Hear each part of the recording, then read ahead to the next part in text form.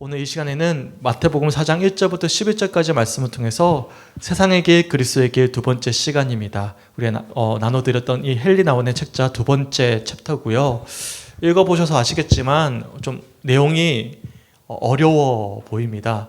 근데 내용은 쉽거든요. 근데 이분이 워낙 유식한 분이셔서 문장을 좀 어렵게 쓰시는 바람에 좀 어렵게 느껴지지만 오늘 이 두 번째 챕터의 내용을 가지고 우리가 함께 은혜를 나누었으면 좋겠습니다.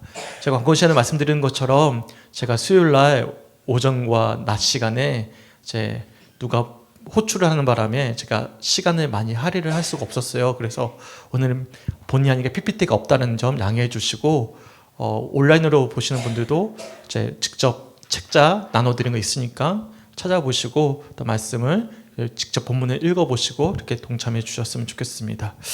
우리는 지난 시간을 통해서 그리스도의 사명은 예수님과 같이 상향성을 추구하는 세상에서 하향성을 바라는 삶을 살아내는 것임을 살펴보았습니다. 그러니까 세상은 모두 다 상향성을 추구하는데요. 그리스도인들은 이 세상을 역행해서 하향성을 바라봐야 된다라는 사실을 우리가 살펴보았습니다. 하향성을 추구하는 삶이란 어떤 삶일까요? 우리의 의지와 생각을 주님께 온전히 맡겨드리는 삶이죠. 그러니까 나를 드러내는 삶이 아니라 주님의 온전한 인도하신 가운데 가장 낮은 자의 마음과 자세로 살아내는 삶임을 우리가 살펴보았습니다. 세상에서는 우리가 드러나기 원하고 우리의 어떤 성공과 성장을 추구하지만 그리스도의 삶은 우리의 의지와 우리의 생각을 주님께 맡겨드리고 내가 드러내는 것이 아니라 우리 예수님이 드러나시는 삶, 주님의 인도하심을 경험하는 삶임을 살펴보았습니다. 그리고 이러한 그리스도의 하향성을 추구하는 소명의 삶은 우리의 힘과 노력이 아니라 성령 하나님의 인도하신 가운데 살아낼 수 있는 삶임을 우리들이 살펴보았어요. 이런 내용을 간략하게 30페이지 한번 펼쳐보실까요? 아주 잘 정리를 해놓고 있는데요. 30페이지 7번째 줄 밑에서부터 7번째 줄을 살펴보시면 이런 내용이 있습니다. 한번 잘 눈으로 쫓아오셨으면 좋겠어요. 십자가의 길 이렇게 시작되거든요. 30페이지 밑에서부터 7번째 줄, 세 번째 단입니다. 한번 읽어볼게요. 십자가의 길, 즉 하나님의 하향성은 우리가 예수님을 닮으려는 노력 때문이 아니라 우리가 그리스도의 영에 의해 살아있는 그리스도들로 변화되기 때문에 우리의 길이 됩니다. 영적인 삶이란 우리 속에 있는 그리스도의 영의 삶입니다. 이 삶은 우리로 하여금 연약한 가운데 강하게, 사로잡힌 가운데 자유롭게, 고통 가운데 즐겁게, 가난한 가운데 부유하게 해줍니다. 또한 상향성의 사회 한가운데 살면서 구원에 이르는 낮아지는 길을 가게 해줍니다. 그러니까 헨리 나운의 주장처럼 예수님이 가신 십자가의 길, 즉 하향성을 추구하는 길은 예수님을 닮고자 하는 우리의 노력 때문에 살아낼 수 있는 여정이 아니라 그리스도의 영, 곧 성령 하나님으로 인해서 우리가 그리스도로 변화되었기 때문에 살아낼 수 있는 여정임을 말씀하고 있는 거예요. 그러니까 하향성, 낮은 자의 자세로, 낮은 자의 마음으로 낮은 곳을 추구하는 삶은 우리의 노력으로 살아낼 수 없다는 것이죠. 그러니까 우리가 그리스도를 닮아갈 수 있는 것은 우리의 힘과 노력에 있는 것이 아니라 성령 하나님께서 인도하시는 은총 가운데 우리가 살아낼 수 있는 삶의 여정임을 말씀하고 있는 것입니다. 그래서 영적인 삶이란 우리의 힘과 능력으로 살아내는 삶이 아니라 우리 안에 계시는 성령님께서 살아내게 하시는 삶입니다.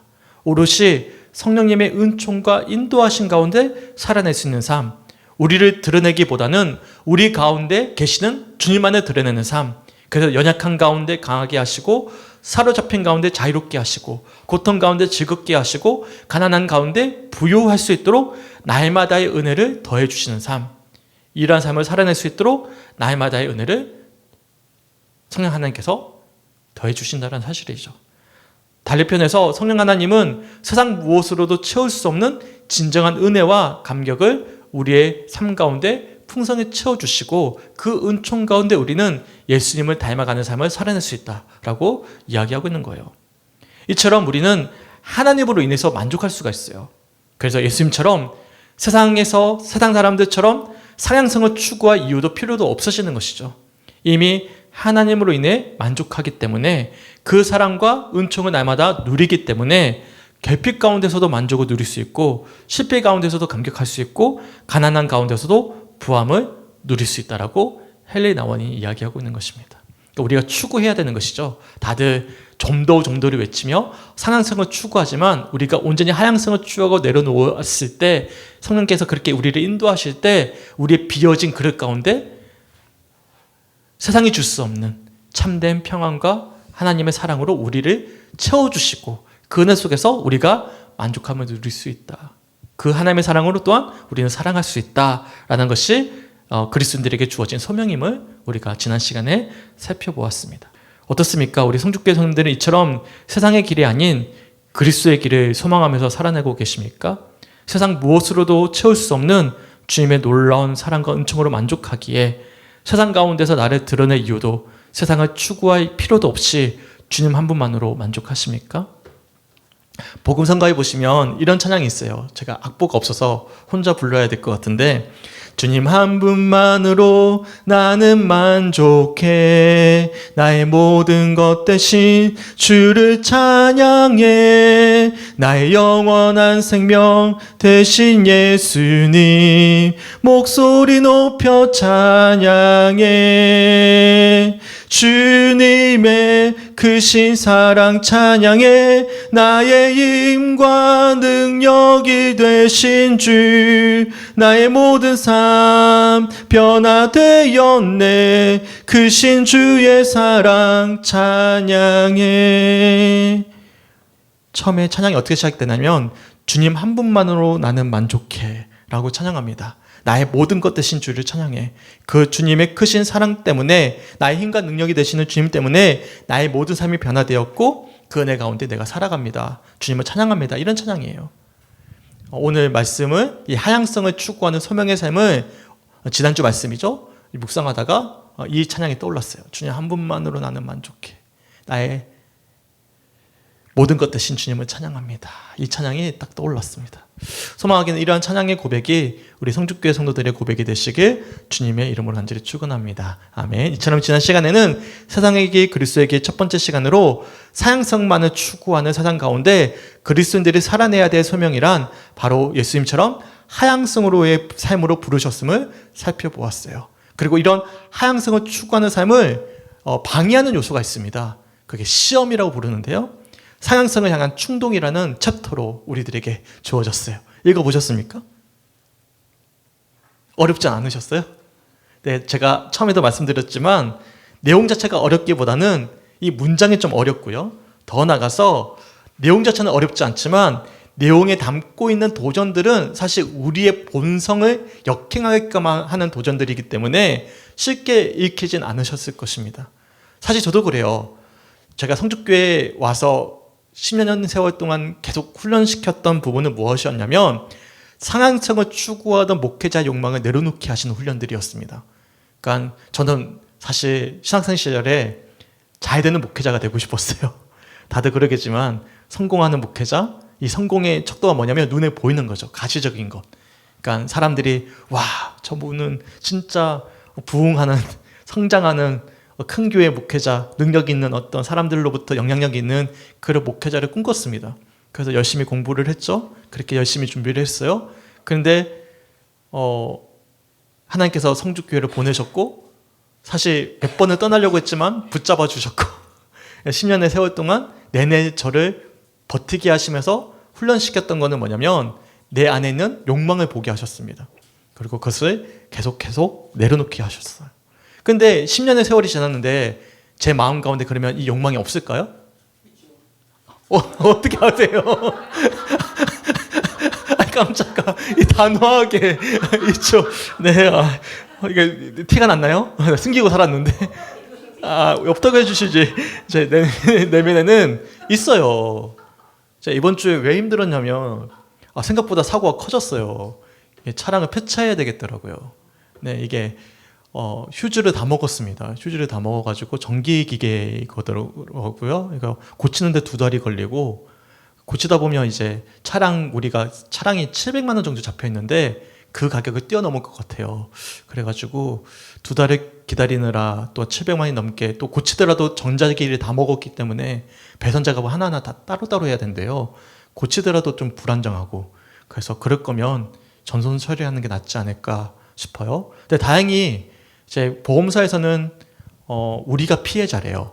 네, 한 7대 3 정도 나올 거라고 생각하는데 그게 그분 입장에서 보면 또 억울할 수 있거든. 왜냐면 그분이 큰 길이었고, 네, 우리도 이미 진입한 상태였고, 근데 교차로 같은 경우에는 선진입이 우선이래요. 우리가 먼저 많이 진입한 상태에서 이게 부딪혔거든요. 근데 상대방은 그걸 인정하기 어려운 거예요. 그분 마음도 이해는 해요. 왜냐하면 큰 주행 차선에 자신을 못 봤기 때문에. 그래서 이게 협의가 안 되고 있는 거예요, 보험사에서. 그래서 까딱 잘못하면 이제 어디죠? 경찰로 넘어가게 생긴 어떤 과정 속에 있었어요. 그러니까 제가 머리로 돈 계산하고 있죠. 이 어떤 게 어떻게 진행될지에 대해서 계속 머리를 쓰고 있죠. 그리고 금요일날 토요일날 예상치 못했던 그런 어떤 사역을 해야 되죠. 그러니까 제 마음이 너무 복잡한 거죠. 그러니까 말씀이 잘 준비가 안 되는 거죠. 그러니까 무슨 말씀을 드리냐면 저도 그래요. 예를 든다면 통장에 잔고가 있어요. 그러면 왠지 모르게 마음이 안정을 느끼는 거예요. 그리고 내일 조금 더 희망찬 어떤 청사진이 그려지면 염려가 좀 사라지는 거예요. 무슨 말씀을 드리냐면 아까 전에 있죠. 단호하게 말씀하셨지만 저도 마찬가지로 상향성을 추구하는 부와 성공과 성장을 추구하고 거기서 안정감을 느끼는 욕망을 여전히 가지고 있더라는 것이죠. 그래서 말씀드렸다시피 이런 어떤 통장의 잔고나 어떤 상황의 환경에 어떤 부합된 상황을 마주할 때면 제가 안정감을 느끼고 그러지 못할 때면 이번 주처럼 제가 내내 막 흔들리는 모습을 보게 되는 것입니다. 결정적인 게 또 하나까지 더 있어요. 제게 있어서 가장 포기할 수 없는 욕망이 무엇일까? 그거는 바로 인정 욕구라는 사실을 알게 되었습니다. 무슨 말씀이냐면 사람들로부터 특별히 성님들로부터 인정받고 싶은, 사랑받고 싶은, 칭찬받고 싶은 욕망이 있어서 하고 싶은 말씀도 제대로 하지 못할 때도 있고요. 성도들의 눈치를 볼 때가 있었음을 돌아보게 하셨어요. 그러니까 우리가 주님이 다시 오시는 그날까지 육신을 입고 이 세상을 살아내는 순간마다 항상 은습해오는 유혹과 시험으로부터 자유할 수 없다는 사실이죠. 아무리 훈련을 하더라도 우리가 이 세상을 살아내고 있고 육신을 입고 있으면 항상 상향성을 추구하는, 세상을 추구하는 우리의 욕망으로부터 자유할 수 없다라고 우리가 볼 수가 있는 것입니다. 근데 헨리 나워인도 두 번째 챕터를 시작하면서 우리들에게 이렇게 경고하고 있어요. 36페이지 한번 보실까요? 36페이지. 36페이지 두 번째 단입니다. 딱 중간에 있는데 그러나 이렇게 시작되거든요. 보이시나요? 그러나 세상은 악이 배회하는 곳입니다. 보이시죠? 한번 읽어볼게요. 그러나 세상은 악이 배회하는 곳입니다.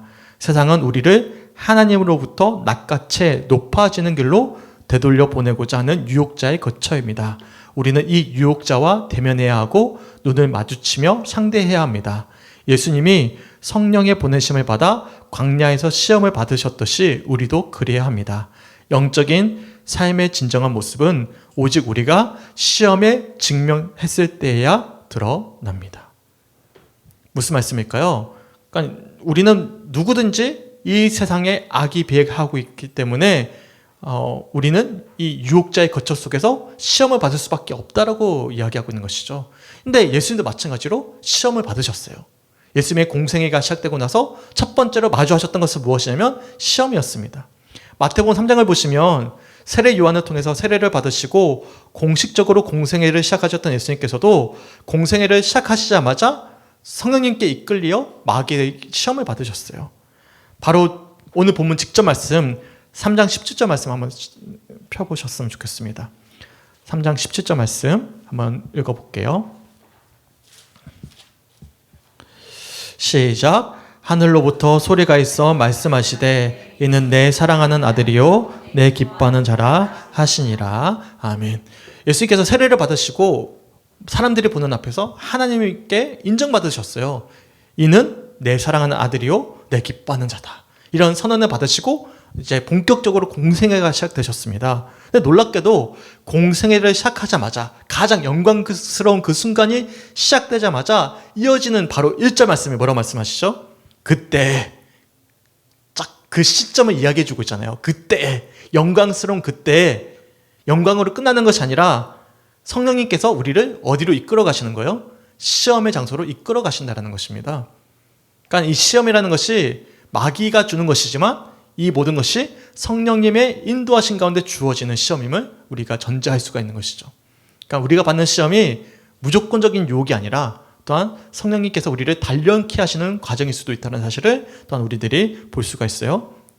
여하튼 그때, 영광스러운 그때 성령께서 예수님을 이끌어 가셔서 광야에서 마귀에게 시험을 받으셨습니다. 어떻습니까? 너무나 급박한 전개이지 않습니까? 오늘 본문 말씀 직전까지는 하늘에서부터 음성이 내려와서 내 사랑하는 아들이요 내 기뻐하는 자라라고 말씀을 들으셨던 예수님이셨어요. 근데 바로 그때 성령님의 주도에 마귀에게 시험 받으신 것입니다. 어떻습니까? 예수님께서도 이처럼 가장 은혜로 충만한 시점에 그때 마귀로부터 시험을 받으셨는데 그러면 우리는 어떻겠습니까? 우리에게 찾아오는 시험이야 너무나 당연한 모습이지 않겠습니까? 그 헬리 나온의 주장처럼 예수님이 성령의 보내심을 받아 광야에서 시험을 받으셨듯이 우리도 그래야만 하는 것이 마땅한 모습인 거죠. 그리고 그렇게 시험을 받을 때 뭐가 드러날까요? 그동안 하향성을 추구하고자 했던 우리의 신앙의 진정성이 있는 그대로 드러난다라고 헬리 나온이 주장하고 있는 것처럼 우리의 진정성을 살펴볼 수가 있는 것입니다. 소망하기는 오늘 나누는 말씀을 통해서 우리 가운데 찾아오는 시험이 단순히 우리를 넘어뜨리고자 하는 시험이 아니라 우리의 믿음과 신앙을 더욱더 순전하게 하는, 더욱더 견고히 하게 하는 성령님의 인도하심이자 은총임을 또한 깨달을 수 있는 우리 성주교회 성도들이 되시길 주님의 이름으로 언제 축원합니다. 아멘. 그러면 오늘 본문 말씀을 보시면 다들 아시겠지만 예수님이 몇 번 시험을 받으시죠? 3번 받으시죠. 3번 다 어떻게 물리치셨습니까? 말씀, 어떤 말씀이죠? 네, 신명기 말씀이에요. 신명기 6장과 8장의 말씀을 가지고 말씀으로 가지고 물리치셨어요. 말씀을 가지고 담대히 물리치셨는데 우선 본문 2절을 보시면 40일 동안 밤낮으로 금식하셨던 예수님께서 3절을 보실까요? 어떤 유혹이 옵니까? 내가 만일 하나님의 아들이거든 명하여 이 돌들로 떡덩이가 되게 하라라는 마귀의 유혹을 받으셨어요. 그러자 이어지는 4절을 보시면 예수님이 신명기 8장 3절 말씀입니다. 8장 3절 말씀을 인용하셔서 마귀의 첫 번째 유혹을 물리치셨어요. 우리 4절 말씀 함께 읽어봤으면 좋겠습니다. 시작. 예수께서 대답하여 이르시되 기록되었으되 사람이 떡으로만 살 것이 아니요 하나님의 입으로부터 나오는 모든 말씀으로 살 것이라 하였느니라 하시니. 아멘. 이 책에서 헬리 나우에는 이처럼 예수님이 받으셨던 첫 번째 시험을 어떻게 이제 타이틀을 붙였냐면 어렵게도 붙였어요. 상황 부합의 시험, 상황 부합의 시험이라고 이름을 붙였습니다. 이 내용을 한번 살펴봤으면 좋겠는데 37페이지입니다. 37페이지에 보시면 첫 번째로 받으셨던 시험을 이렇게 해석을 해요. 상황 부합의 시험 보이시죠? 그리고 첫 번째 줄부터 한번 읽어볼게요. 사탄이 예수님께 던진 첫 번째 시험은 돌들로 떡덩이가 되게 하는 것이었습니다. 이는 상황에 부합하라는 시험입니다. 이는 어떤 상황에서 필요한 일, 따라서 사람들의 인정을 받을 수 있는 일을 하라는 시험으로 생산성을 우리 사역의 기초로 삼으라는 시험입니다. 이게 말이 어려워요. 네, 이게 상황부합의 시험이다라고 이야기합니다. 한 가지 한번 예를 들어 볼게요. 예수께서 자신을 쫓아왔던 수많은 무리들이 있었어요. 배고파하는 모습을 보신 거예요. 그래서 그들의 배고픔을 채워주시기 위해서 떡 5개와 물고기 2마리로 먹여주셨습니다. 그게 5,000명을 먹이시고 12광주나 남은 오병이어의 기적이죠. 근데 이 오병이어의 기적은 다들 아시겠지만 그들의 어떤 상황에 맞춰서 그들의 배고픔을 채워주고자 하는 것이 목적이 아니었어요. 이것은 하나의 기회였죠. 도리어 이 기적을 통해서 영원히 배고프지 않을 생명의 양식으로 내가 왔다. 나야말로 생명의 양식이다, 떡이다 라는 사실을 계시하시기 위한 목적으로 오병이어의 기적을 보여주셨습니다. 하지만 그런 예수님의 의도와는 달리 당시 5,000명의 사람들은요 상황 부합의 시험에 넘어졌어요. 그들이 그 상황을 주목하게 된 거예요. 그 결과를 보게 된 거죠. 그래서 예수님은 어떻게 하냐면 자신들의 배고픔을 채워주실 임금으로 삼고자 했습니다. 오병이어로 5,000명의 배고픔을 해결하신 예수님께서 앞으로도 계속해서 자신들의 문제를 해결해 주실, 그런 어려운 자신들의 민족의 상황을 새롭게 해결해 주실 해결사 임금으로 모시고자 했던 것이죠. 하지만 예수님이 그런 그들을 향해서 이렇게 말씀하셔요. 한번 찾아볼까요? PPT가 없으니까 찾아봐야 돼요. 요한복음 6장 48절부터 50절까지 말씀입니다. 좋네요. 오랜만에 성경도 찾아보고. 요한복음 6장 48절부터 50절까지 말씀 함께 읽어볼까요? 48절부터 50절 시작. 내가 곧 생명의 떡이니라. 너희 조상들은 광야에서 만나를 먹었어도 죽었거니와 이는 하늘에서 내려오는 떡이니 사람으로 하여금 먹고 죽지 아니하게 하는 것이니라. 아멘. 그렇죠. 만나를 먹었던 출애굽의 백성들이 살아있어요? 죽었어요? 죽었죠. 나사로를 살리셨는데 나사로 살았어요? 죽었어요? 죽었죠. 그렇죠. 이런 세상의 떡은 결국에는 우리의 사항을 채워줄 수 있지만 영원한 생명을 줄 수 없다는 거예요. 그런데 예수님은 하늘에서 영원히 내려오는 만나처럼 영원한 생명의 떡이 되어 주실 것이다. 나야말로 생명의 떡이다라고 자신을 밝혀 보여주신 것입니다. 그러자 이어지는 66절 말씀, 유명한 말씀이잖아요. 오병이어의 기적을 체험했고, 그래서 상황에 부합해서 예수님을 찾아갔던 그 수많은 사람들이 그런 예수님 말씀을 듣자 어떤 반응을 보였습니까? 66절 말씀 찾아볼까요? 6장 66절 함께 읽어볼게요. 시작. 그때부터 그의 제자 중에서 많은 사람이 떠나가고 다시 그와 함께 다니지 아니하더라. 아멘. 그때부터 예수님을 찾았던 그 수많은 오병이어의 기적을 경험했던 사람들이 예수님을 떠나버립니다. 다시는 예수님을 찾지 않았다. 함께 다니지 않았다라고 말씀하고 있는 것이죠. 나우엔이 이런 어떤 상황 부합의 시험에 대해서 이렇게 다시 한 번 더 우리들에게 이야기해 주고 있어요. 39페이지 한번 찾아봤으면 좋겠습니다. 책자 39페이지 정신 없으시죠? 자, 39페이지 제2의 줄부터 제가 한번 읽어보겠습니다. 책자 39페이지 제 첫 번째 줄입니다. 하나님이 우리에게 떡을 주신 것은 우리가 하나님의 말씀에 완전히 우리 자신을 맡기도록 하기 위해서입니다. 업적, 효율성 및 생산성은 우선 마음이 주님께 고정된 이들에게 주시는 선물입니다. 이 말은 상황에 부합된 행위를 경멸하자는 것이 아니라 그런 것이 그리스도인으로서의 우리 정체성의 기초가 되어서는 안 된다는 말입니다. 40일 동안이나 금식하셨던 예수님을 향해서 마귀가 처음으로 유혹한 시험은 당장의 배고픔을 해결할 수 있는 음식을 만들어내는 일입니다. 돌을 가지고선 떡을 만들면 당장의 허기진 배고픔을 해결할 수 있지 않겠냐면서 유혹한 것이죠. 하지만 예수님은 당장에 주어진 상황에 부합하도록 유혹하는 마귀의 시험을 단번에 아신 거예요. 그러니까 상황을 바꿀 것을 말씀하는 유혹하는 마귀의 시험을 단번에 아신 거죠. 그리고 말씀으로 마귀의 시험을 물리치셨습니다. 다시 한 번 더 본문 4절 말씀 함께 읽어봤으면 좋겠는데 제가 한번 읽어드릴게요. 예수께서 대답하여 이르시되 기록되었으되 사람이 떡으로만 살 것이 아니요 하나님의 입으로부터 나오는 모든 말씀으로 살 것이라 하였느니라 하시니. 그러니까 오병이어 기적을 체험하고 나서 상황 부합의 시험에 넘어져 예수님을 찾았던 그 수많은 사람들에게 예수님이 뭐라 말씀하셨죠? 여기서 떡을 찾지 말아라. 내가 바로 말씀이다. 생명의 떡이다라고 말씀하신 거예요. 마찬가지죠. 오늘 본문에서도 예수님께서 뭐라 말씀하신 거예요? 너희가 지금 마귀가 지금 돌을 떡으로 만들라는 상황의 부합에 시험을 하고 있지만 나는 영원한 생명이신 말씀을 붙잡고 살아갈 것이다 라고 선언하신 것입니다. 사실 기독교 내에서도 이런 상황에 부합된 주장들이 합리적인 방향이자 선택인 것처럼 주장하는 경우들이 많이 있어요. 그러니까 눈에 보이지 않는 무형적인 가치를 추구하기보다는 당장에 주어진 상황에 부합된 사역을 감당하는 것이야말로 사람들의 필요를 채워줄 수 있는 선한 사역이라는 생각을 가지게끔 만드는 것이죠. 나우엔도 이렇게 예를 들어서 설명하는데 37페이지 펴셔보시면 두 번째 단위에 있습니다. 위에서 여섯 번째 줄부터 예를 들고 있어요. 좀 길어요. 자, 한번 읽어볼게요. 여러분은 이런 말들을 익히 잘 알고 있습니다. 사람들을 먹고 살 수 있게 해준다면 월급을 받을 자격이 있습니다. 사람들이 당면한 긴급한 필요를 채워줄 수 있어야 제대로 일을 하는 것입니다. 배고픈 사람에게 하나님을 이야기한들 무슨 가치가 있으며 의식주가 없는 이들에게 복음을 전하는 것이 무슨 도움이 된단 말입니까? 꼭 필요한 도움과 지원을 제공할 수 있는 사람들이 필요합니다.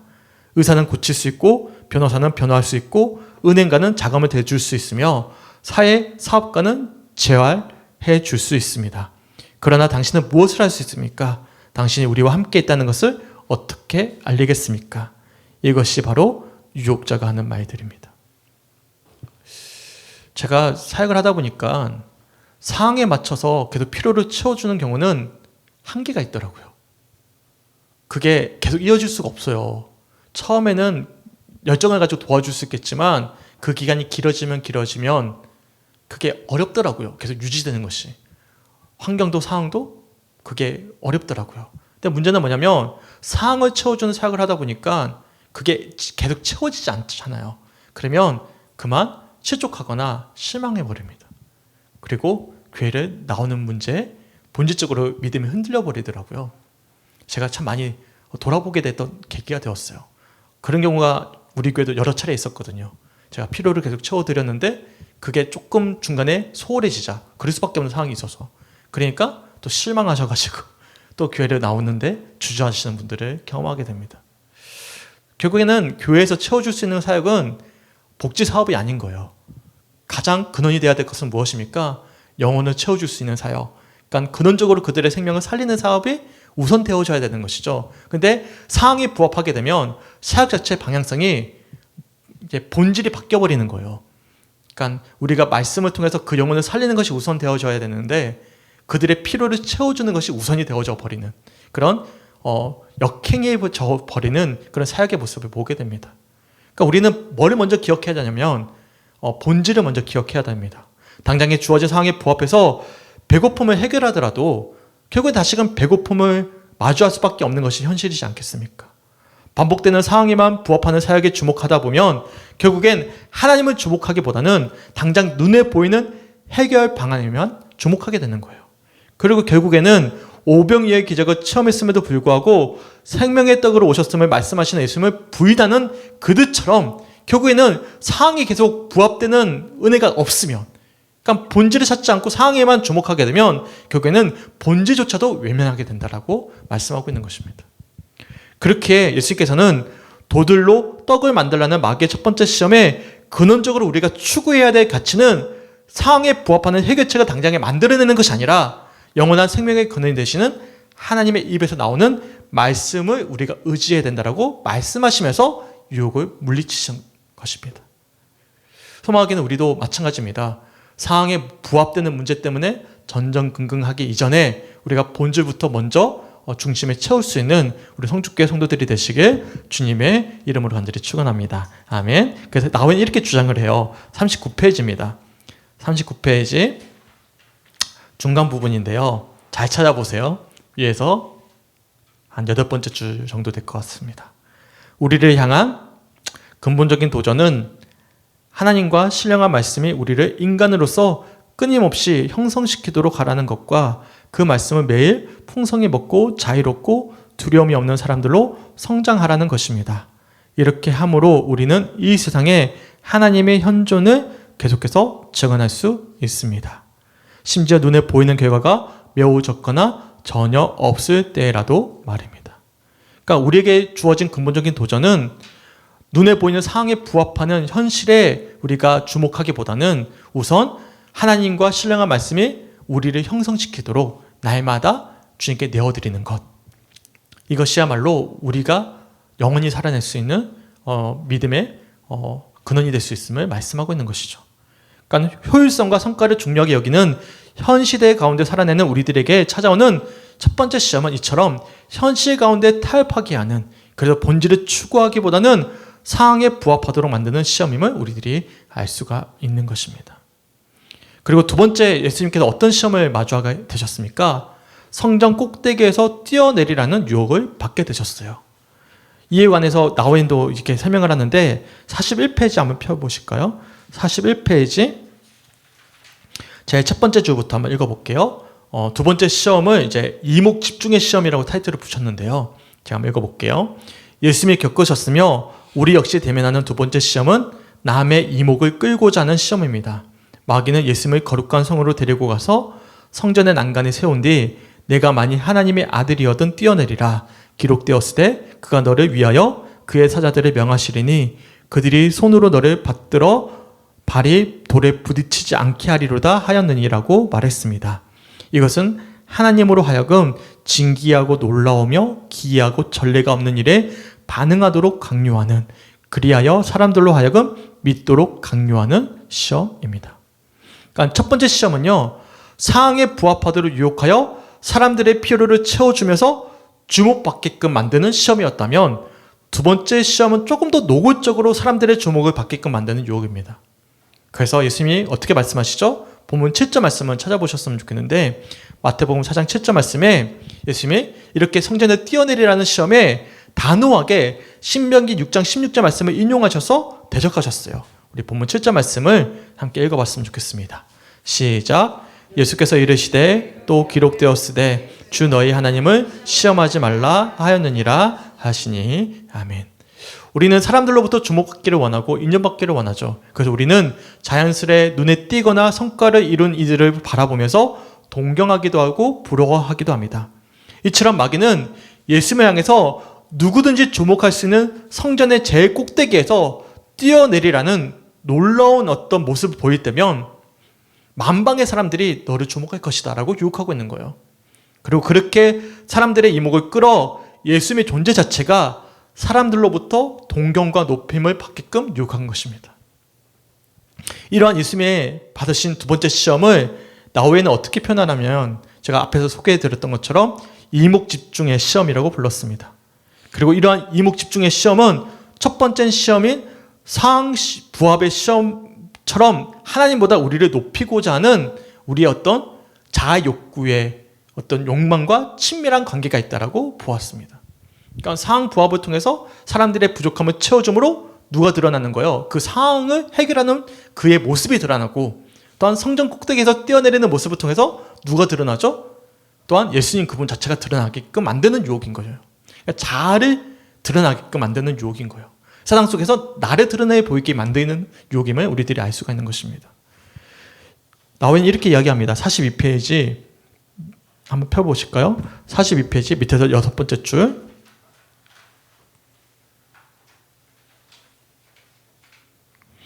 저 끝부분부터 있습니다. 한번 읽어볼게요. 상부합의 욕망과 마찬가지로 남의 이목을 끌고 싶어하는 우리의 열망은 우리의 자아 추구와 긴밀한 관계가 있다는 점을 깨닫는 것이 중요합니다. 많은 사람들이 참다운 인간이 된다는 것을 남의 눈에 띄는 것, 칭찬 듣는 것, 남이 좋아해 주는 것, 남이 받아주는 것과 거의 동일하게 간주합니다. 아무도 내게 주목하지 않고 감사하다는 말을 하지 않으며 나의 일을 인정해주지 않을 때 나는 과연 누구인가요? 우리가 불안정하고 의심에 차 있고 외로울수록 인기와 칭찬에 대한 욕구는 더욱 커집니다. 안타깝게도 이 갈망에는 절대로 만족이라는 것이 없습니다. 그렇다면 이러한 이목집중의 시험으로부터 이겨내기 위해선 우리는 어떻게 해야만 하겠습니까? 우리 성주께서는 어떻게 생각하십니까? 방법은 딱 한 가지죠. 사람들로부터 받고자 하는 인정과 칭찬의 욕구를 하나님께로 방향을 돌리는 것입니다.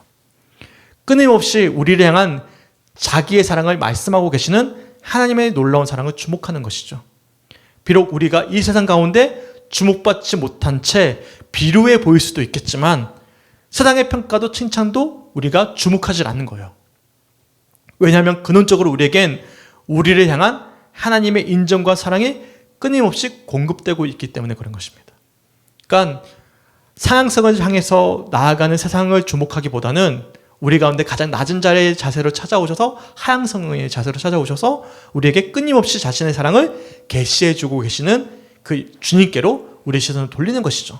그 주님의 사랑을 우리가 날마다 말씀을 통해서 받아 먹는 것입니다. 나후에는 이렇게 이야기합니다. 43페이지 한번 펴보실까요? 43페이지 제일 밑에서 두 번째 줄부터 제가 한번 읽어드릴게요. 우리에게 주어진 진정한 도전은 중심, 곧 마음으로 돌아가서 그곳에서 어떤 사람의 목소리도 해줄 수 없는 방식으로 우리에게 말씀하시고 우리를 인정해 주시는 부드러운 음성을 발견하라는 것입니다. 모든 사역의 기초는 하나님이 우리를 사랑받는 자녀로 끊임없이 무제한적으로 받아주셨다는 것을 경험하는 일입니다. 무슨 말씀일까요? 끊임없이 우리들에게 낮은 자리에 오셔서 사랑을 고백하고 계시는 주님을 주목하는 것, 뭘로부터? 말씀을 통해서 주님을 주목하는 것, 그것으로부터 우리가 무제한적인 은혜를 받을 때면 우리가 그 시험을 넉넉히 이길 수 있다라고 말씀하고 있는 것입니다. 또 이제 PPT가 없어서 혼자 부르게 생겼는데 이런 찬양이 있습니다. 한번 들어보세요. 힘들고 지쳐 낭망하고 넘어져 일어날 힘 전혀 없을 때에 조용히 다가와 손잡아 주시며 나에게 말씀하시네. 나에게 실망하며 내 자신 연약해 고통 속에 눈물 흘릴 때에 목자국 난 그 손길 눈물 닦아주시며 나에게 말씀하시네. 너는 내 아들이라 오늘 날 내가 너를 낳도다. 너는 내 아들이라 나의 사랑하는 내 아들이라. 제가 군생활 내내 불렀던 찬양이긴 한데요, 오랜만에 부르니까 되게 어색하네요. 그것도 혼자서 힘들고 지쳐 낭망하고 넘어져 일어날 일 전혀 없을 때 조용히 다가와 손잡아 주시고 나에게 말씀하시는 그 주님의 사랑을 우리가 주목할 때면 비록 내가 드러나지 않더라도 사람들로부터 이목을 받지 않더라도 주목받지 않더라도 우리가 넉넉히 그 사랑 안에서 만족할 수가 있는 것이죠. 이것은 제가 많이 훈련된 부분입니다.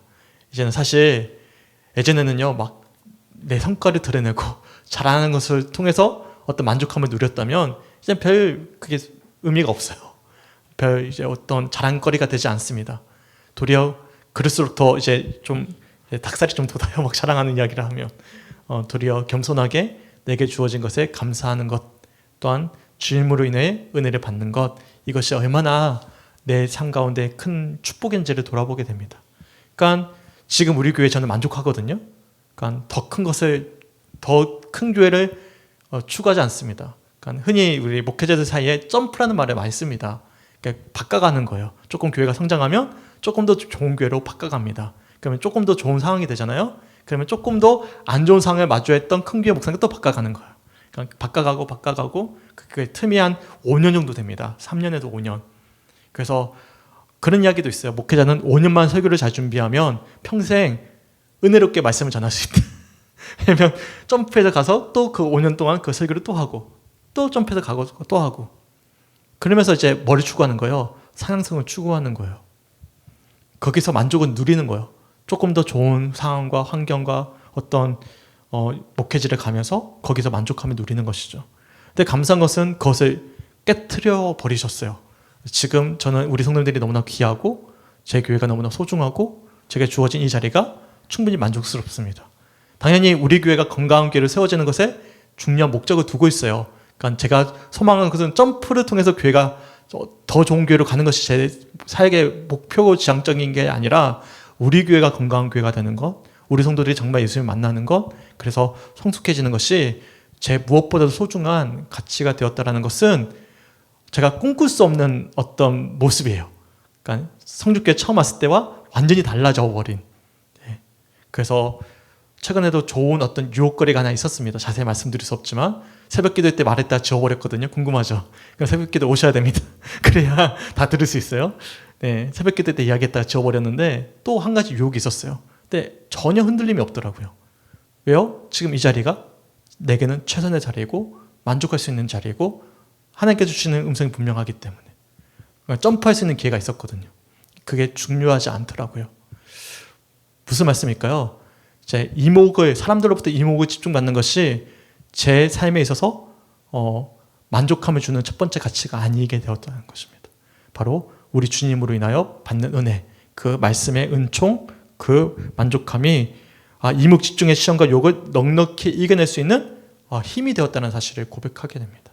소망하기는 우리 성주교회 성도들도 비록 우리의 삶을 남들과 비교할 필요도 하나도 없는 거예요. 그냥 내게 주어진 자리에서 날마다 공급해 주시는 말씀의 은혜를 우리가 받아 먹을 때면, 그 은혜 가운데 거할 때면 비록 우리가 주목받지 못한 삶을 살더라도 충분히 우리는 주님 안에서 뭐를 누릴 수 있는 거예요? 만족함과 자유함을 누릴 수 있다는 사실을 기억할 수 있는 우리 성주교회 성도들이 되었으면 좋겠습니다. 아멘. 세 번째 시험은 뭐냐면 권력 확보의 시험입니다. 나후에는 이게 제일 어렵다고 이야기해요. 저도 오늘 수요일날 쫓게 불려갔잖아요. 왜 불려갔냐면 이제 감리교회가 이제 9월달에 선거가 있습니다. 감독 선거가 있어요. 감리교는 감독이 굉장히 큰 권한을 가지고 있습니다. 왜냐하면 목회자의 인사권을 가지고 있는 사람이 감독과 감리사이기 때문에 그렇습니다. 그러니까 감독이 내가 지지하고 응원하고 선거했던 사람이 되면 뭐한 기회가 주어지는 거예요? 점프할 기회가 주어지는 거예요. 좋은 자리로 갈 수 있는 기회가 주어지는 거예요. 그러니까 선거운동을 하는 사람들은 목숨을 바쳐서 그 감독이 될 수 있도록 선거운동을 하는 것이죠. 저를 불러온 거예요. 불러가지고 이제 누구누구를 좀 지지해 주라. 그런 이야기를 듣고 온 거예요. 이거 하고 있다. 네, 이게 감리교 병폐거든요. 이 감독 선거가 감리교 병폐이긴 해요. 그래서 누구누구를 지지해 줬으면 좋겠다. 누구누구는 아니다. 뭐 그런 이야기를 듣고 온 거예요. 이 바쁜 수요일 날. 제가 얼마나 마음이 복장이 터지겠어요. 여튼 그렇습니다. 이게 뭐냐면 이제 결국에는 권력이에요. 그러니까 권력을 자리에 서게 되면 마음껏 주무를 수 있잖아요. 내 뜻대로 할 수 있잖아요. 권력만 차지하면 다 할 수 있는 거예요. 감독에도 마찬가지입니다. 감독이 되면 내가 원하는 사람을 어떤 자리에 어떤 교회에 문제가 생겨서 자리가 비면 꽂아 넣어 줄 수 있는 거예요. 파송해 줄 수 있는 거예요. 그런 권한이 있는 거예요. 그러니까 결국에는 상향성의 가장 최절정의 시험이 뭐죠? 권력입니다. 교회 내도 마찬가지입니다. 교회 내도 우리 감리교는 이제 장로 선거가 없잖아요. 근데 장로교는 장로 선거가 있지 않습니까? 교회 내에서도 막 피택되는 문제 때문에 서로 다투기도 하고 그렇지 않습니까? 제가 감리교도 마찬가지긴 해요. 제일 속상할 때가 뭐냐면 임원을 세울 때 예를 든다면 헌금 내역을 다 가져오게 해가지고 헌금 많이 낸 순서부터 이제 권사 집사를 주는 그런 거 제가 봐왔거든요. 그래서 제가 시험을 듣는 거죠. 뭐가 똑같아요?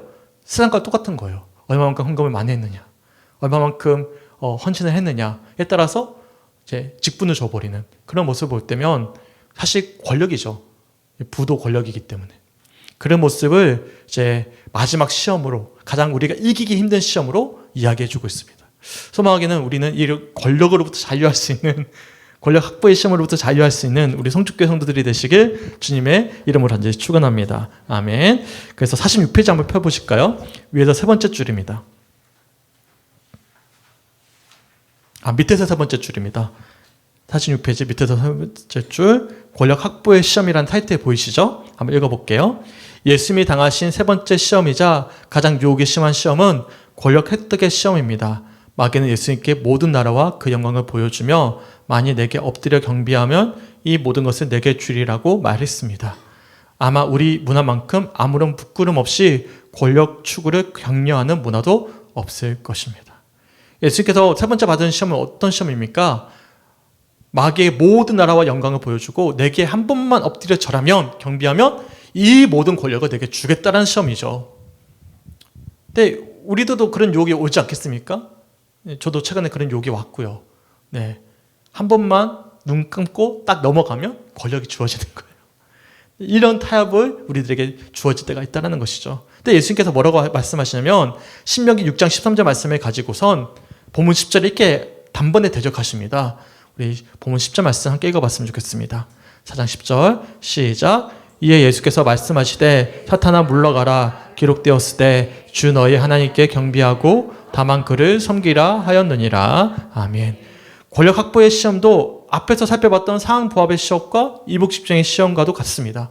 하나님을 주목하기보다는 결국에는 우리 자아를 더욱더 드러나게끔 주목하게끔 만드는 시험이죠.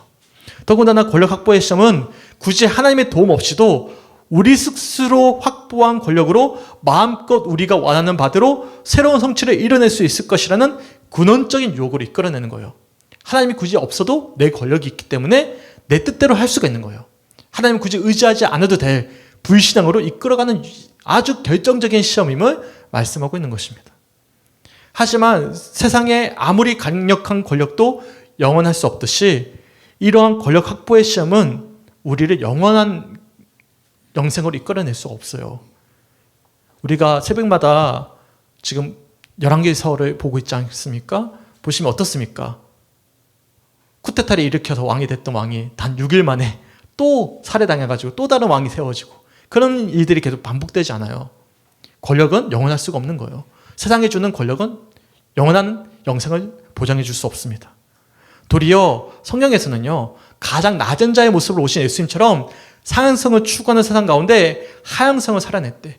그것을 추구할 때 주님께서 더 놀랍게 일해 가신다라고 말씀하십니다. 그래서 예수님께서 가장 낮은 자의 모습으로 찾아오셨고, 가장 낮은 자의 친구가 되어주셨고, 가장 보잘것없는 자들을 제자로 세우시고, 그들을 통해서 만방 가운데 복음을 전하게 하셨던 것입니다. 나오는데 이렇게 주장합니다. 48페이지 한번 찾아보실까요? 밑에서 네 번째 줄부터 한번 읽어볼게요. 48페이지 밑에서 네 번째 줄.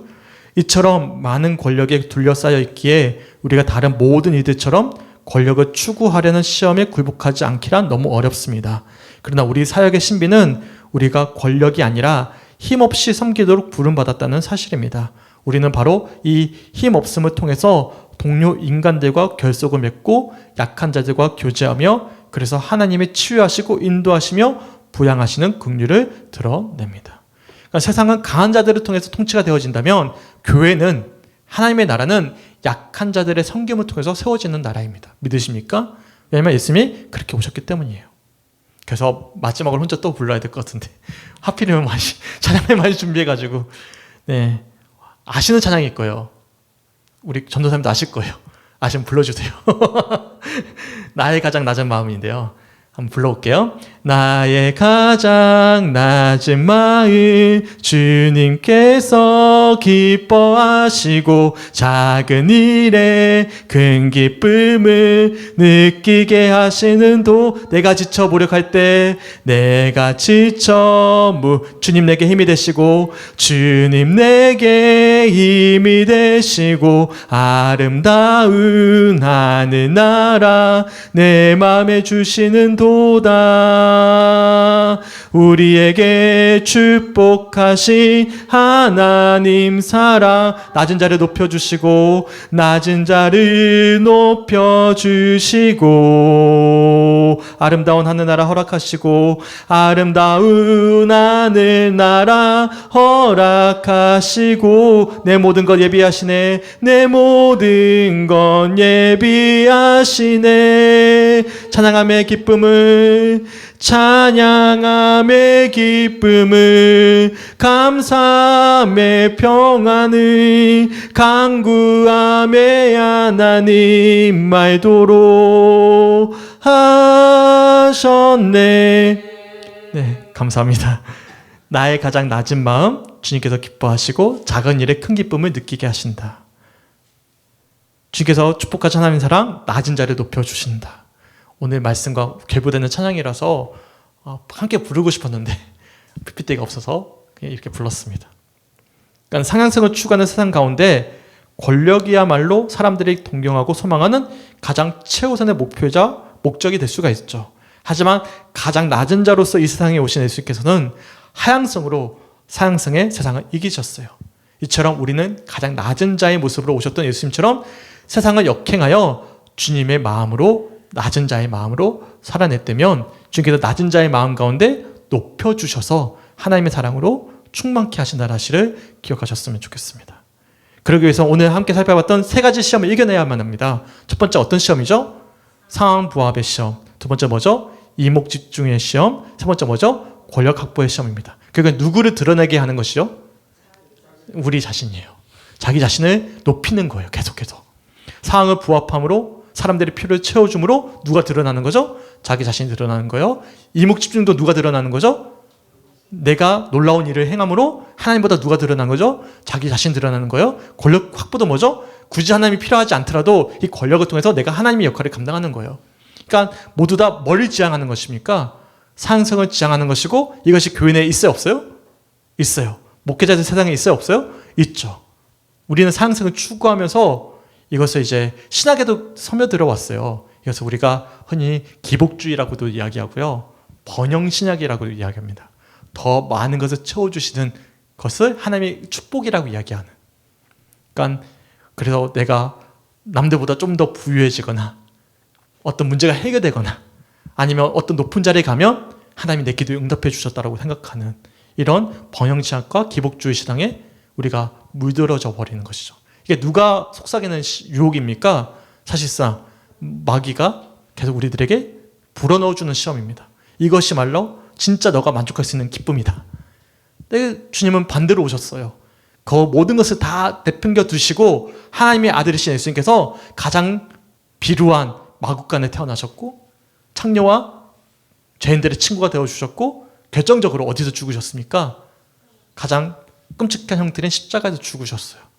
그것을 역행하시고 부활하셔서 우리들에게 자신의 사랑을 계시해 주셨습니다. 믿으십니까? 그 정신을 가지고 나를 죽이고 예수로 살아내는 사람들이 누구입니까? 바로 날마다의 은혜 가운데 살아내는 그리스도인들입니다.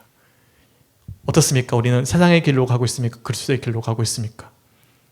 소망하기는 그리스도의 길로 갈 때면 세상이 줄 수 없는 참된 자유함의 은혜를, 사랑의 은혜를 날마다 누려볼 수 있는 우리 성주교회 성도들이 되었으면 좋겠어요. 그래서 마지막 52페이지 펴보실까요?